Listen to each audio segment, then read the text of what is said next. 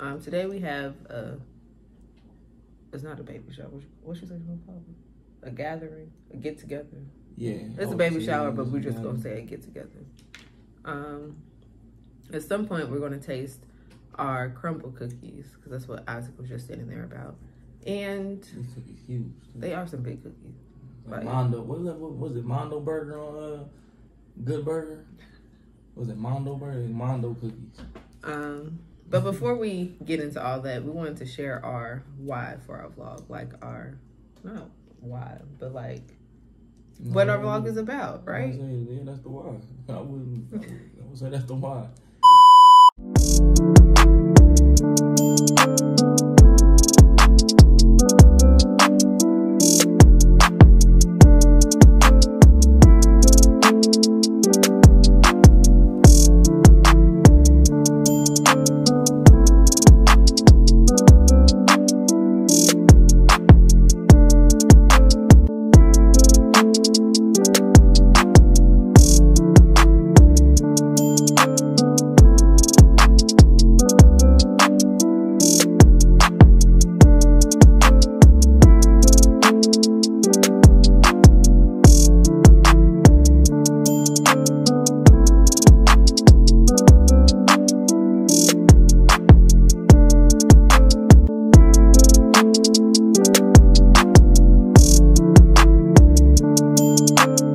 Today is Saturday. It's a lovely day here in Columbia, South Carolina. It's kind of rainy, but the weather's starting to get into the norm.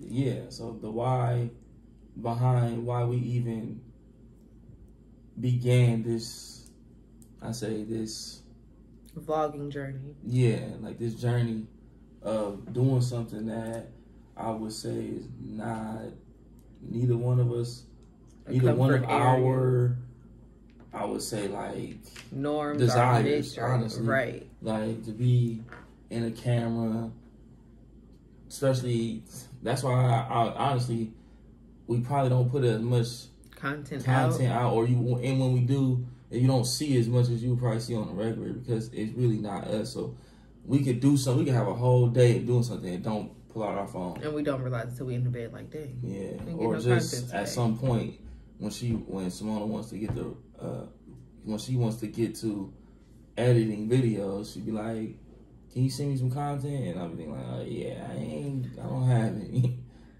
But so it's not our comfort zone at all. Definitely not a comfort area. Definitely not something that, in and of ourselves, that we probably would have planned to do. I don't think this would be like the first new hobby that we would choose out of a list of things. Not at all. I don't even like cameras, pictures, none of it. But you do a very good job. Honestly, I don't like it. It's never actually been. I remember when I was younger, my mom had to basically bribe me into taking senior pictures because I didn't want to do it. I never took senior pictures. Yeah, I'm not in a yearbook at all. I never took senior pictures. I didn't do none of those things. Like, it just wasn't my cup of tea, honestly. That kind of leads us into our first why. Well, faith. I mean, yeah, like, just faith, military. It was faith, military, family. Yeah. I mean, I think that one, I'm in the military, obviously. So I think it gives an insight of what that life entails from both sides. From my side as being a service member, and then your side as being the stay-at-home mom aspect of the military, which isn't really talked about a lot because most people just assume that when there's a man in the military, oh, the wife obviously she stays at home, and it's hard. It's definitely hard to be a stay-at-home mom. It's hard to be a stay-at-home mom, period. I would say it is.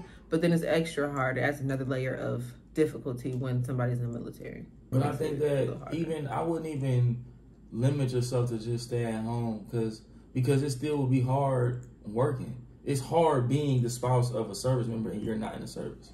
I would say that, because even if someone is working, like, it still comes with its difficulties in the sense of now you have to your career gets it has to be a traveling career to some degree, or it gets put on.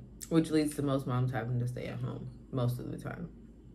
Unless it's something that you do that's able to be done in any state and doesn't require like licensing, certificates, exams, and stuff like that. I mean, yeah, it's tough to. But I just said stay at home moms. That's the season that we're in right now. So that aspect of it, I think the other aspect of the understanding of it's not like a regular 9 to 5.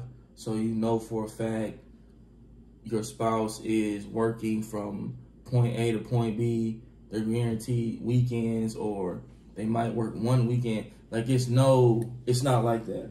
And there's even times where you think you don't work, or your spouse does work, or we can talk in the third person. This is about us, our vlog. Well, there might be times where I think Kyrie works or he doesn't work, and then they're like, oh well, we need you to come in, so scratch them plans y'all got.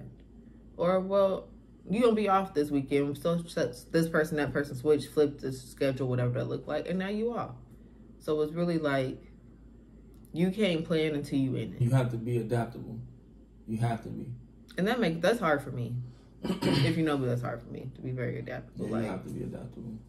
But now that that's out the way, family. We are a Black, faith-filled family with 2 boys. We love everybody, though. Of course. Everybody invited to the cookout. But we are Black. So, with 2 growing boys, 8-year-old and a 11-month-old, about to be 1 next month. And how do you feel being a father of 2? I mean, it's cool. You know, it has its cool. It has its pros and its cons. I think that having the right spouse, the right mother, the right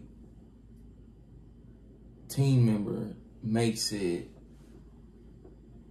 all the better. You know, like I think that because it has its challenges. You know, it definitely has its challenges, especially when they're young. But when you have the right person, you're with the right person, it makes it, you know, it just makes it better. It makes it more fulfilling. It makes it more gratifying, satisfying. Like, it makes it more fun, you know. Preparing them for the world. Because the world today is not going to be the world when they're grown, but you still have to pour into them the right principles, the right morals, the right beliefs, the right, you know, the right things to help prepare them for, you know, life and what comes with that. So, I think for me, you only more kids? No. I'm on the same page. No. I think for me, I'm trying to change my mind and like my narrative and like the speech of like, I'm raising Black boys in America. No, I'm raising men to be functioning members of society that happen to be Black, and making sure I prepare them for heaven and not just prepare them for the world. Because I can prepare you for the world all day. That's easy. But living to where you'll be able to eventually hear that well done is a different aspect in and of itself, and that's what makes it hard raising kids in today. Yeah.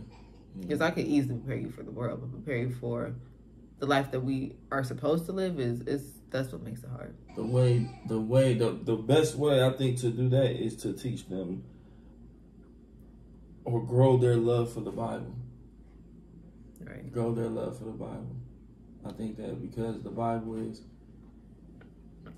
it's the manuscript. It's the manuscript for your particular life, you know, so. Which that leads us into faith. How we got here, how we started this vlog anyway. I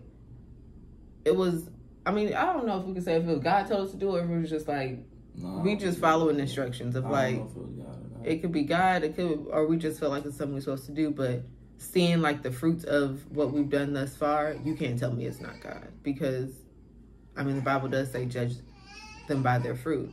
And the fruit that we've been getting thus far has been good. It's not like, oh, well, yeah, no, God not in that. Or at least I can see it, we can see it. So it's like, okay, we're just going to be obedient and keep going the way we're supposed to be going.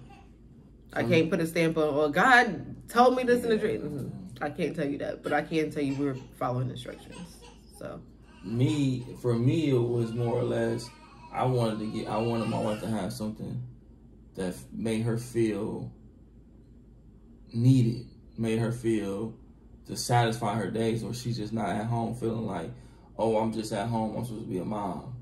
You know, I wanted her to be able to have something like that was catered to her, that was, you know, to empower her, you know, to 1 second, family call. To give her the ability to feel like she had ownership of something. That's what I think my thought process is. And because at first it was us doing a podcast, which I think that aspiration is still there, but it wasn't. This is turned into a podcast. Okay. This right here, but we just didn't have the bandwidth to do the podcast as often as she would like. And in that, the type of wife that I had, she's not the most adaptable person. Well, I'm not gonna say she's not the most adaptable. I'm not. It's not. Okay. It's not. Yeah, you are, but it's not. It doesn't come natural or easy to her. It comes with resistance because she's a plan. Stick to the plan. Why we deviating from the plan? If you said we're going left, we're going left. She ain't really trying to, because her mind, once we set the plan, her mind is stuck on that. It's prepared for that. So once you start throwing in monkey wrenches and, oh, we got to adapt to this, or we got to change this, her mind not, she'll do it, but it comes with its resistance, with its questions, with its tough conversations. I just, you know, she watched a lot of YouTube. I have a couple channels that I watch on YouTube, especially Cleveland Browns things. And I just was like, well, what if you just start vlogging your day? You know, where I come in that is, because initially when I said it was for her to do it, but in that, one thing that I'm learning through, you know, our pastors, Pastor Travis, Pastor Jackie, Pastor Matt, Pastor Keith, like the Forest City family is, as a man, it's imperative that you support your wife. Like, you have to support her. Like, you have to. Like, I'm talking about be her #1 fan. Like I hear all the time where it's, especially from men in the military, they want their wives to just support them and to just follow them and to just, you know, just everything military like them. And it's like, I can't tell nobody how to live their life, but that ain't gonna work for us. It's not gonna work. So it's like, I have to find a healthy balance and make sure that the military don't come first in my family. My family comes first. Like, my family is my first ministry.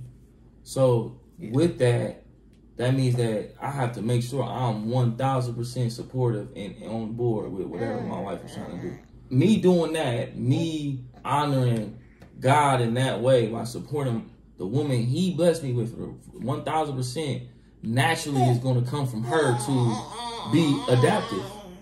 She's going to be receptive of my career because we a team. She don't want to see me. She not going to, you know, sabotage my career for the greater good of what she want to do. But in all of that, it's kind of like, that's what we kind of bring a different narrative of, like, what the military looks like for us. I can't say for everybody, but for us, how we navigate the military. Being a faith-filled family is different than the norm of each one of those aspects, honestly. Yeah, definitely different than, if I met 10 families out of the military, definitely different than 9 of them. Right. Put it like that. Military, they promote marriage. They promote it, and they don't promote it in the sense of like, and I ain't trying to down the military. I ain't trying to down it. I'm just being honest. Yeah, like, but it doesn't, but it's the truth though. Like, it doesn't promote it from a faith-filled place. It doesn't promote it even from a healthy place. It just promotes it in a sense of what that service member can gain from being married. But, you know, and that's where when you're a young soldier, you know, you around people who married, it doesn't always come from, it doesn't like make you intrigued to like, oh, I want to get married. It don't do that. At all. Not any. Yeah, it doesn't do that. So that's where our faith comes in, and that's one of the reasons why the military doesn't come before my family. That's why you see in our intro, it's strategically put faith, family, military. Yeah, because if we don't have that faith first, we wouldn't make it as one, a family, and two, the military probably wouldn't be happening as a family. Exactly. So it's not easy. It's not hard. But with God, all things are possible. Right? It's simple. Right. It is. It's simple. And that's where say hi. Being able to do those things in that fashion, in that order, that's where I'm able to be all that I need to be for the military, for my job, for my team members, for my unit, for my country. Without those first two things, it ain't happening, Captain. Call Isaac. Say Isaac. Say Isaac. Come here, Isaac. Say cheese. Say hi. Look, say hi.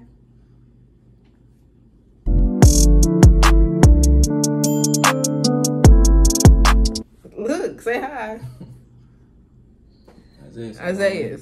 We got to get the thumbnail, right? Come on now, give us 2 seconds. Look this way. Say cheese.